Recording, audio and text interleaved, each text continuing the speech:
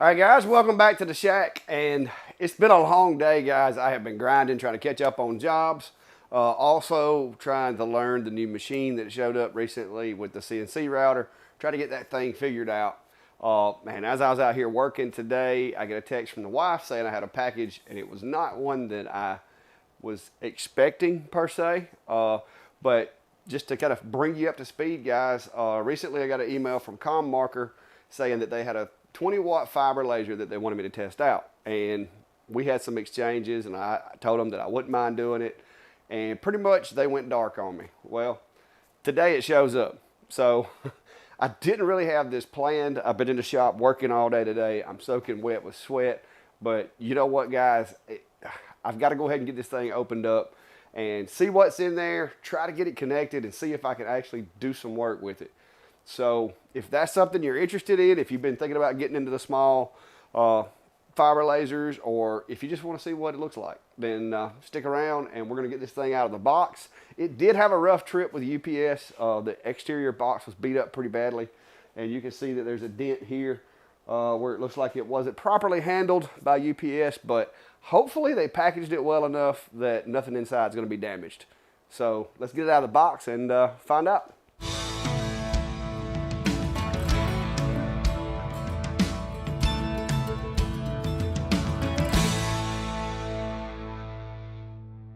All right, so I did go ahead and get the tape off of it because there's nothing I hate worse than you guys watching me struggle with some of this packaging tape. So I went ahead and cut the tape off of it.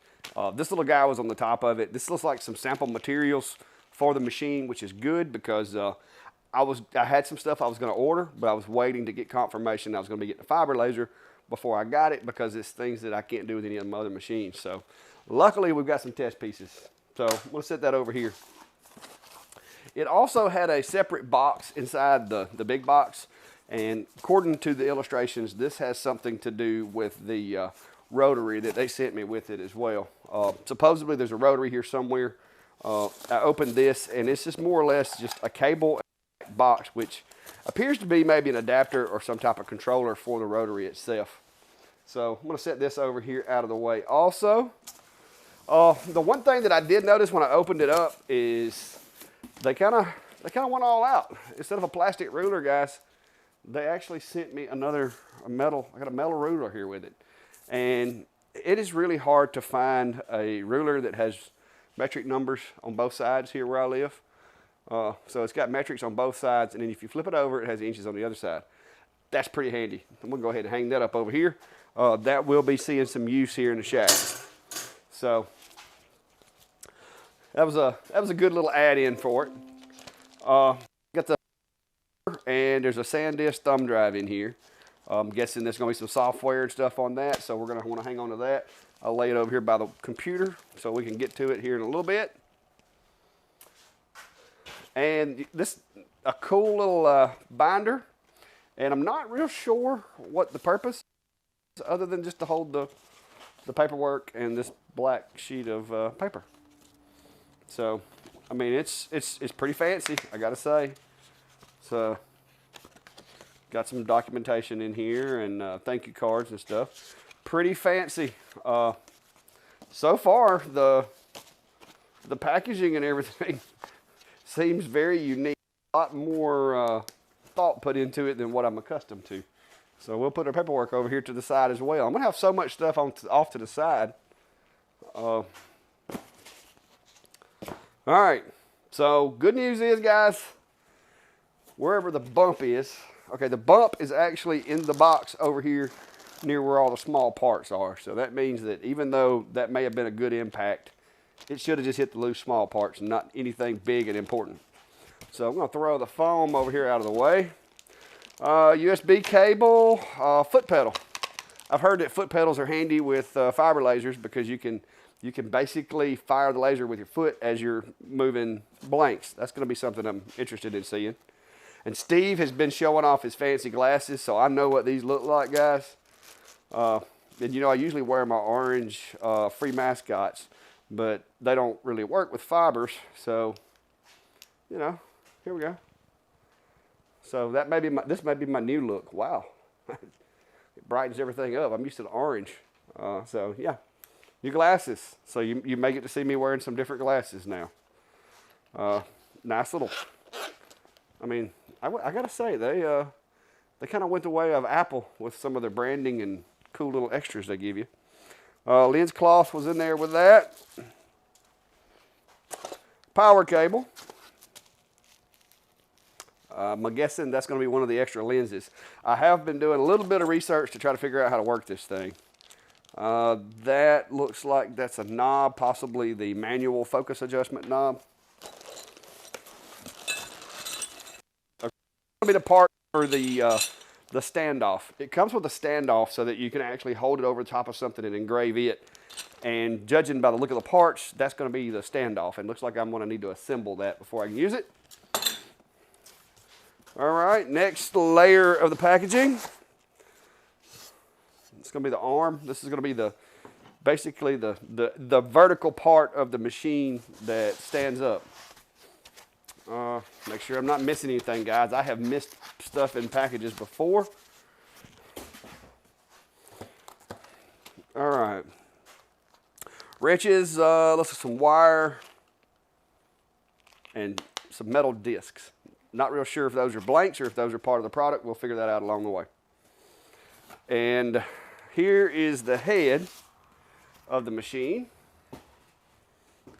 And it's got a really, really long umbilical cord here.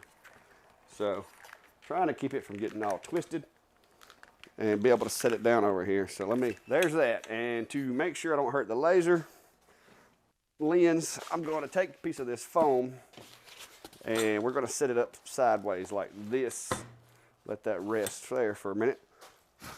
It does have some fuzz stuck to it, so looks like a piece of some type of fuzz out of the packaging. So we'll make sure we clean that really good before we start. And then the big part in the bottom, of course, is the bulk of the machine. Set that out there. This is looking like it's going to be a relatively easy assembly, guys. Let's see what the book looks like. Definitely, it's actually a book, not just a pamphlet, so it's a big plus from what I'm accustomed to. Assembly of the machine. Okay, this is like a quick start. Okay, so apparently there's not a whole lot to it because the illustrations are, the illustrations are not very, very in-depth. There may be more on the thumb drive. Okay, there's got to be more to the instructions here. Let me check the thumb drive. All right, guys, so I looked on the thumb drive, looking for a manual. Didn't find a whole lot of stuff on that, but there was a video. So I've got the video, got it up here on the screen. And I'm just going to kind of watch along, pause, do whatever it is I'm supposed to do, and go from there. So we'll see how hard this is. So this is the base. This basically is introducing you to the machine. And apparently I'm supposed to set that part up on here. Yeah, it's jazzy music right there too. So that's a step. So we're going to want to take this, and it says we can pull this out. Yes, that pulls out. All right, so it does have some set screws right here on the end. So you got 4 grub screws on all the way around it. So I've got it on there, got it loosened up so that both pieces can connect together. And I'm going to tighten up all these 4 grub screws that are on here. But there is a little flat spot on this bottom piece that has to align with this coupler to get it on there just right. So, okay, I got it on there. Now what? Tightening screws. Oh, they just push it. So it is made to work in either position, but this is the standard positioning. Glad I caught that before I got it all the way put together. It's been a little harder to do.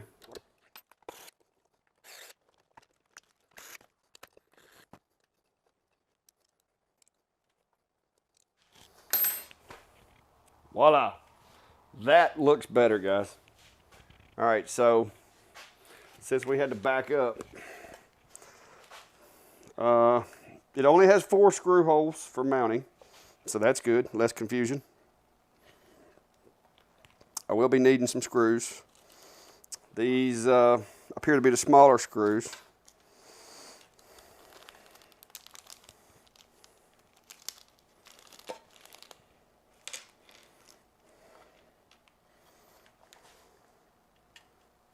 Yes, those are the smaller screws. Ooh, it's going to be a little challenging.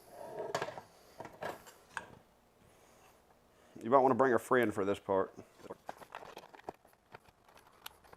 All right. Once you get one of them in, it should hold it in place.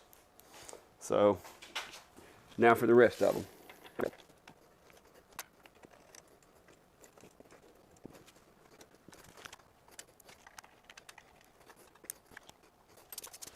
Phew, guys, it is hot in here today, even with the air on. All right, so we got that part on there. Apparently now we need to go around to the back for some other steps. So I'm gonna spin this around before we start the video back. I'm gonna go ahead and take the cord off of this. All right, so we got that. We'll go ahead and put this lens cap on here just to protect it while we're handling it.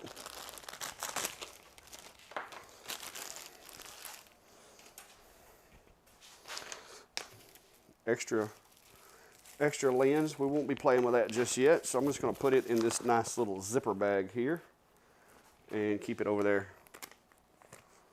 Well, my nice little zipper bag just broke. I'll pull the thing off of it. So we'll put that in there. Judging by the color of that cable, I'm guessing that that is the foot pedal that they're connecting now.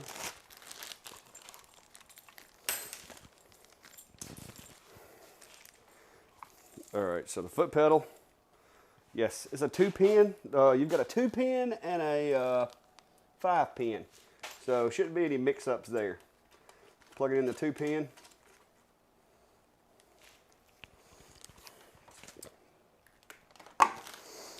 All right, let's see what they're doing now.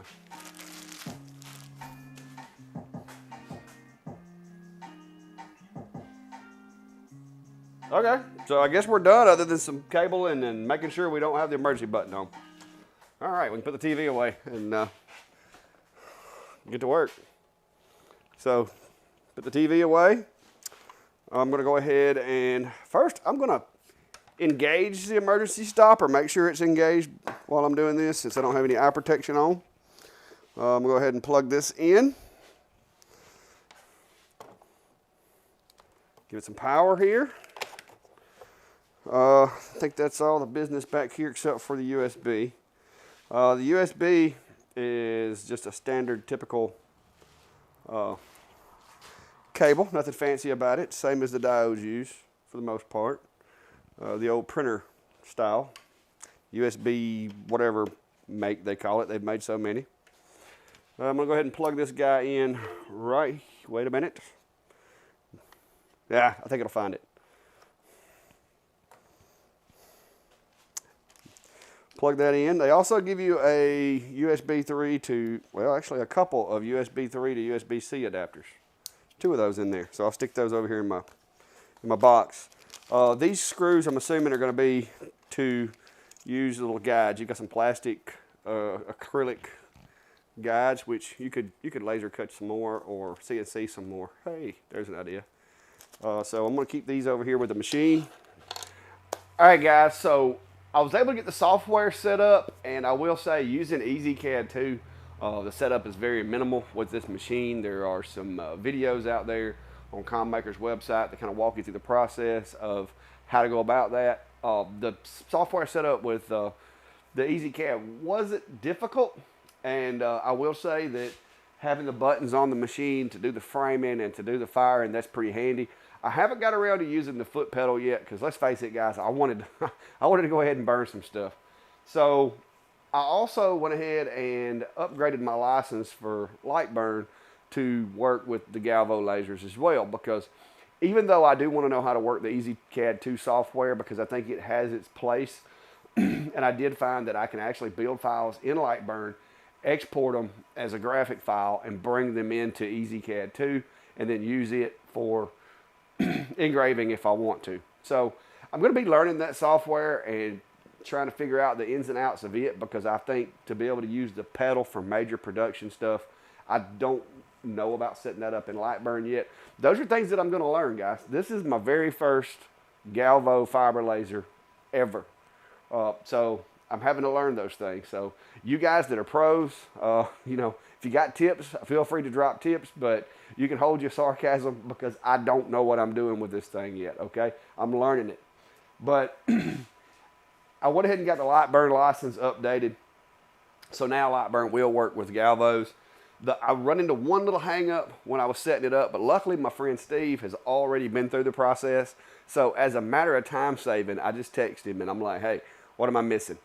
And there is a EasyCAD driver that you have to install to Lightburn, to the machine, in order for it to work with Lightburn. There's a different driver that's required for Lightburn to communicate with the device than there is for EasyCAD. So that was minor. Once he said there's a different driver, I was able to research it on the internet, find the file, downloaded it, installed it, and all is well. The thing that I do like about it, and I'm having to learn, is now instead of only having power and speed as my two variables, they've thrown a third variable in there, which is frequency. And I've done some testing. I've tried doing testing on some sheet metal that I have, but guys, the problem that I've got with the machine is it's a little too powerful. And I don't know if you can see this or not, but I'm going to have to set the speeds up, or either get some thicker material to where it doesn't cause this material to warp. I was able to get some colors just using some random scrap metal that I have around here. I've got some colors out of it, but like I said, it's a little hot, and the heat is causing this thin material to warp. So I kind of scratched that idea. This stuff will end up in a scrap pile, or I may use it, you know, for some lighter engraves. But the problem is once it starts warping, it gets out of focus and it messes everything up. So you can see, I did find that if you go slow enough, over here on this far left, I was able to get, hang on if I can get it, there's a little black square right there. But in order to do that, it heats this material up to the point to where it warps. So I decided I need some thicker material, which I will be shopping for some thicker material. But I was able to dig around here in the Clack Shack, and I have found some aluminum that I have. This is like a bracket for antenna mast or something. And another little piece of, which feels like some kind of steel. So we'll be playing around with those. But I did, in the meantime, also dig through, because I'm a bit of a hoarder of sorts. And I had some old skill saw blades laying around that I had thought I might use for something one day. And so I did a little burning on those. And the engraving has actually turned out pretty well. And I know that blade is really skin up, guys. But with this, you can actually feel it in the metal, which is amazing to me. I did some keychains, and we're going to do some more of those, and I'll show you the video on that. But so far, guys, the power, the speed of it. This is a piece of test material that they sent with it. I ran it a little hot too. It's got a little bit of a potato chip look going to it. So I'm having to learn that this machine's not like a diode. Okay, it's going to get this stuff hot. It's going to get it hot quick. Even thicker materials. So I've moved on to wanting to try to figure out, okay, what can I do with anodized? So this is a badge graphic that I have, and I put it on one of these anodized cards. There again, I ran it a little hot. This one's got a little bit of a warpage to it, so I had to dial the settings down. And even though it looks pretty good, you can barely tell that it tried to warp a little bit right there. So played around with the settings on that and got it dialed in and redid it, and we had a successful result. You have to run crazy fast if you're going to run 100% with this machine, which, you know, I'm not against that, but I did like a little cool little Miranda card here. Y'all, you know, a lot of you know what I do for a living. So this is a Miranda card that you can take and keep in your pocket, so that if you have to recite this, Not that we don't memorize it, but if you're ever asked, how do you know you said it correctly? It's because you read it from a card. So those are pretty cool. It's a pretty cool idea for anybody that does this type of work. Centering, I could do a little bit better on the centering, guys, but since I'm doing just one-offs on stuff, I didn't go through the trouble of setting the jig up perfectly. I have hundreds of these little cards. This was just to see what the settings would do. So I'm going to pick that up now.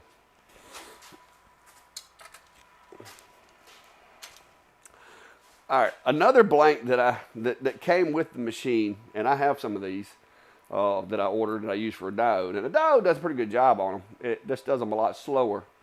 Is this little dog tag here, and guys, look at the detail on that. That is awesome, awesome, awesome detail.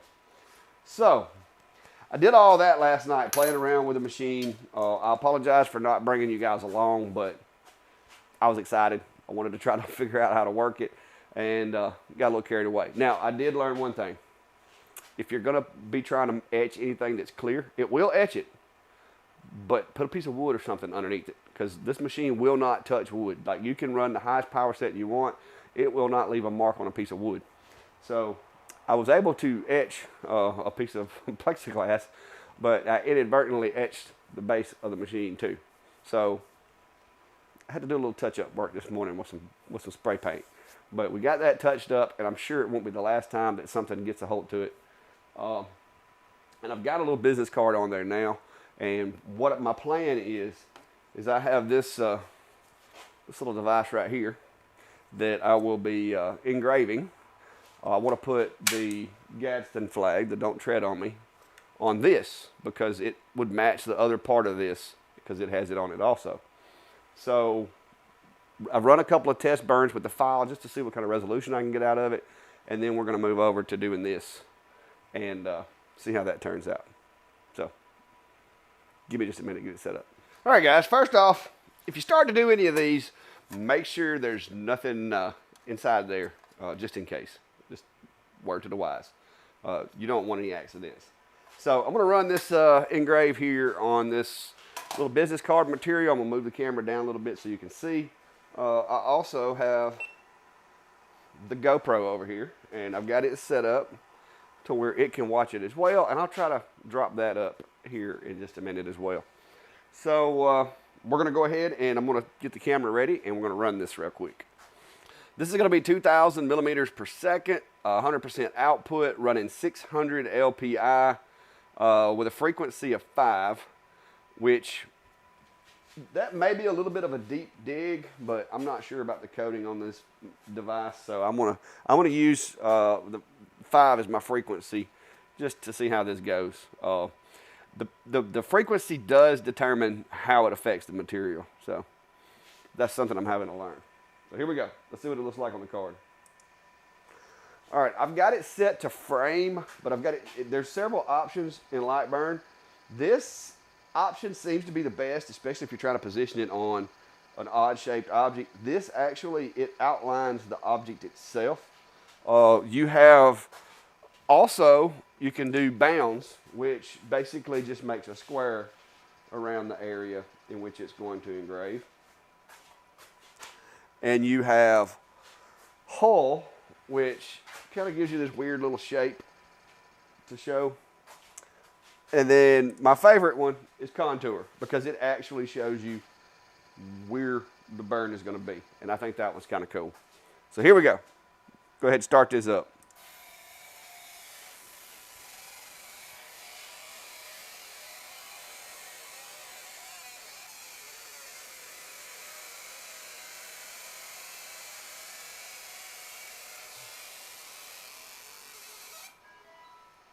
Also, I got this cool little thing set up in Lightburn to where it gives me an audible through my speakers when the burn is done, so I don't accidentally reach under there.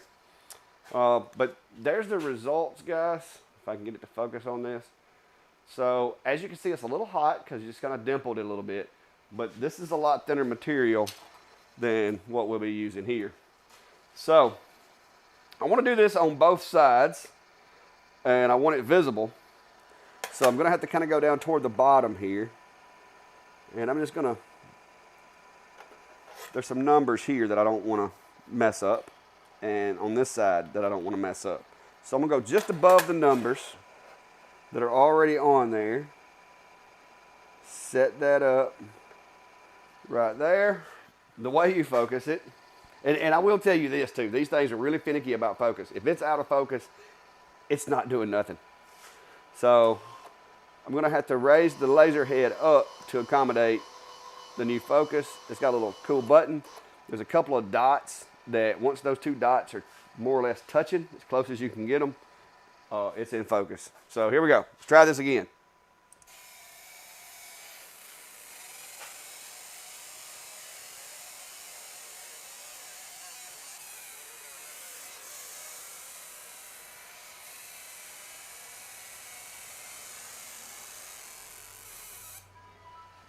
All right, so that side is done, guys.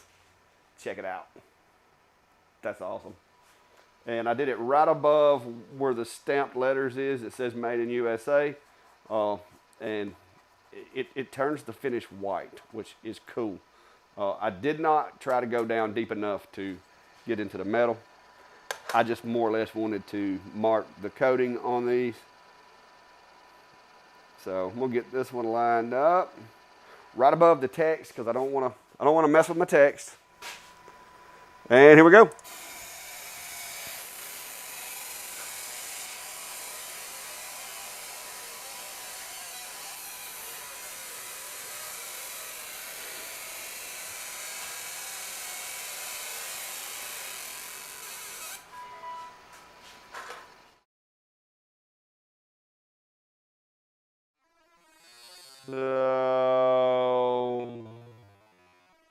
This is just a piece of stock aluminum. This is a lot thicker piece of material. So I want to do some testing to see exactly how it does as far as engraving. Now this is kind of dirty. So hopefully this first setting that I've got programmed in right here, I'm going to move this down to where I can do it several times on this little piece of aluminum. Hopefully this first pass will more or less just clean it. You got to set the focus again, guys. So I'm going to bring it down until the dots touch. And we're back in focus. So let's see what this setting does. 2,000 millimeters a second at 100% output. 5 on the frequency.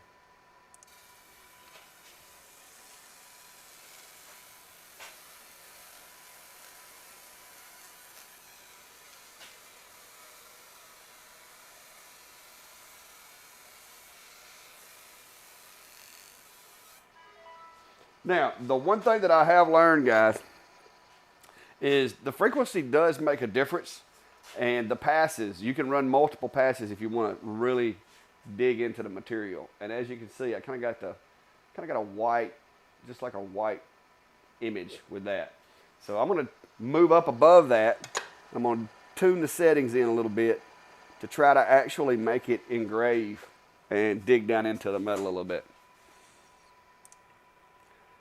So I'm going to change the speed over to 500. I'm going to be changing the frequency down to 1. And I'm going to run it 4 passes. And then I'm going to take that same layer and I'm just going to duplicate it. And I know I probably could use sub layers for this, but I just haven't got into doing that yet. And then I'm going to run another pass after that.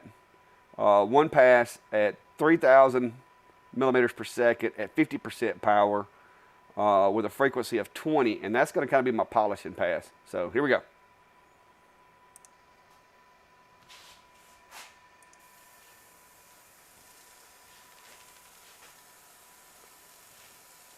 And you can tell when you're listening to it the difference the frequency has on the material. It sounds different, the effects are different. And I've got a lot of research, a lot of testing, a lot of training to do to fully understand all of this. But I'm getting some decent marks and decent engraves with very little training. So I think that's a good thing.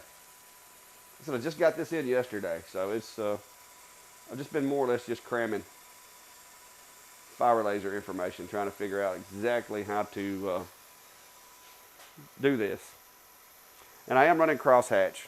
Like I said, each pass is running the same power settings on this burn, but I am running a crosshatch, so that's why you see it going on the X and the Y axis. Then once these passes conclude, it's going to change power settings and it's going to run my little polishing pass there to end.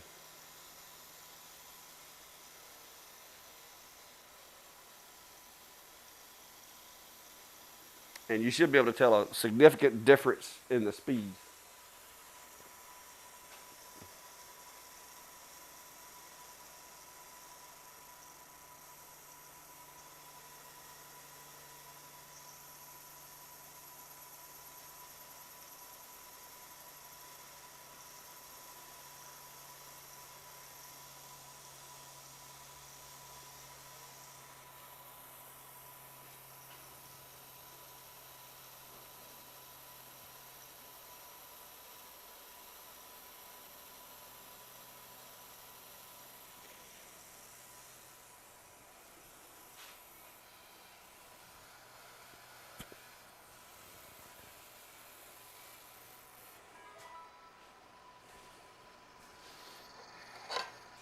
All right, so with that one, it's actually in the material. Like it engraved into the material a little bit there. Like you can, I don't know if you can hear that or not, but when I scratch at it now, it's grabbing. The other one, it did a little, but not as much. But that one is actually into the material, and you can feel it. I mean, you can almost visualize the image just by feeling it. So that's really cool. This is a piece of, I'm guessing this is some type of steel. Now, it's probably coated. It's probably coated with something, but this is going to be a piece of steel. And I'm going to shrink the image down and just see what it'll do on that. Like I said, I'm pretty much laser engraving everything I got in the shop, guys. I'm going to have to raise it back up. Also, my graphic is a little big for this little piece of metal. So I'm going to shrink it down just a little. Okay, the GoPro just died. That is not the machine making that crazy noise. Time to charge the GoPro, guys.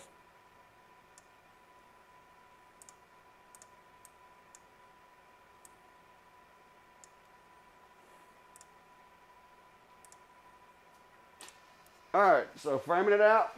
Just gonna make sure it's on my material. Don't want to have any more mishaps with the workspace bed. And here we go. I'm gonna run the same power settings to try to see if I can make a mark on this metal. I want to try to get it engraved a little bit into the metal. Like I said, I'm not really sure what this material is. It may or may not react as well. It may require much, much greater power. It feels like some type of steel. Maybe like nickel chromium plated.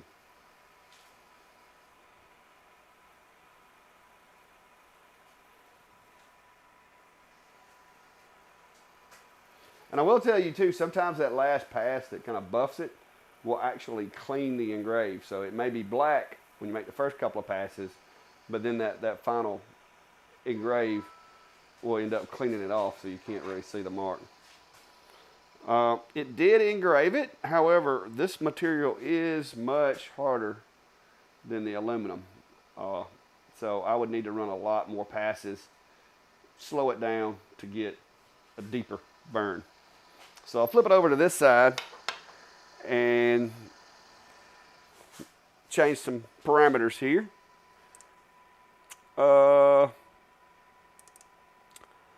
going to slow the speed down to 200.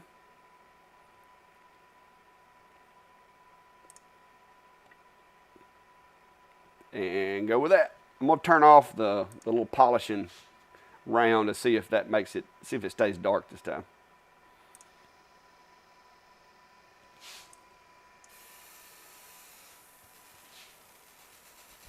So as you can see by the color, when you slow it down, it definitely makes more of an effect. I don't know if you can see all those sparks coming off of it, but this is at 200 millimeters per second. and you can see the fires coming, the flame coming off of it. So this is definitely having a more desired effect on the material. Uh, the slower speed is doing what it's supposed to now. A lot of sparks. Good thing is, with metal, you don't have to worry about setting it on fire.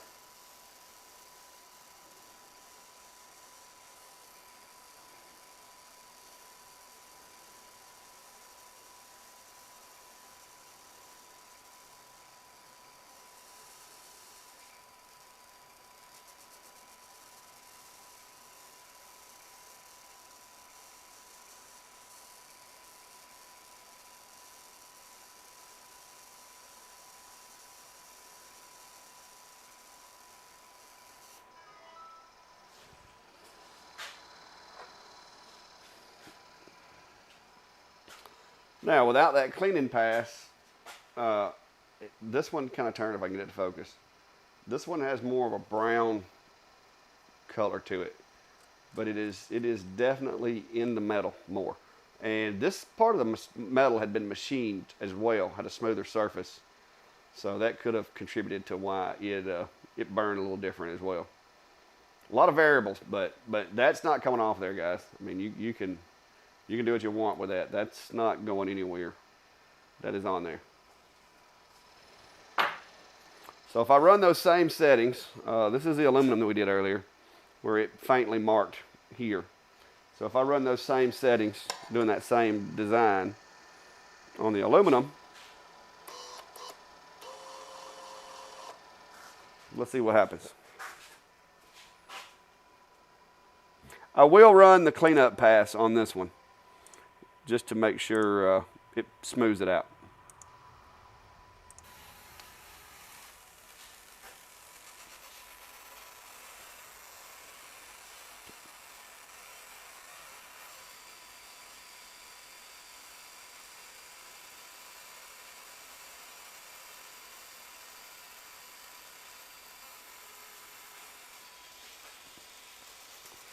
Like I said, I've got to do some experimentation because I'm pretty sure that different frequencies are going to react with different metals better. Aluminum may not react as well with the 1 kilohertz frequency that I've got it set to. So those are scientific things that I need to work on. And I also got to figure out where I'm going to put this thing to exhaust it, or if I'm going to just get me a fan. I'll try to stay downwind from it, or upwind from it.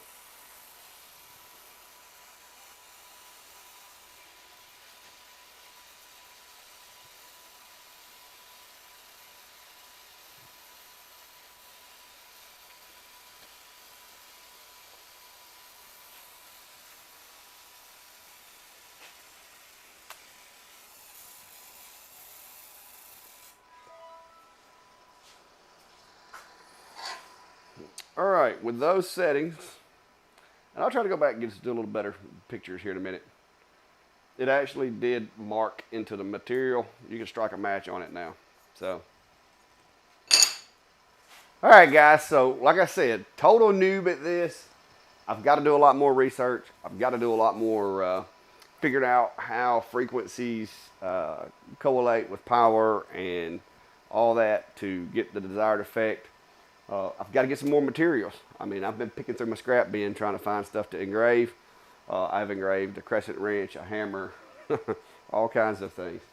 I can tell you that this is by far a really, really cool machine. So far, it's worked well. I was thinking 20 watts, wasn't going to be that powerful, but it's actually amazed me at what you can actually do with a 20 watt machine. There are a lot bigger machines out there, and maybe one day I'll get a chance to test some of those. But for now, like I said, this guy has opened up a whole new arena for me to learn and give me a lot more capabilities of what I can and can't do here in the shop. Because between the CO2s, the diode, the mechanical CNC, and now the fiber, pretty much any medium that I can think of, I've got a way of cutting it. So I think that's pretty cool. That's going to kind of help, especially around Christmas time. I've already got some ideas for the fiber laser for Christmas.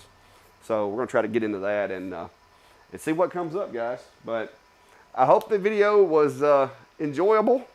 I hope this gives you a little bit of information. Like I said, ComMarker sent this out to me to try out, and I really do appreciate it. It's fun. It's a learning experience, and I plan to do a lot more videos, kind of bring you guys along as I run off into the rabbit hole that is fiber engraving. And by the way, guys, these are the glasses that came with it.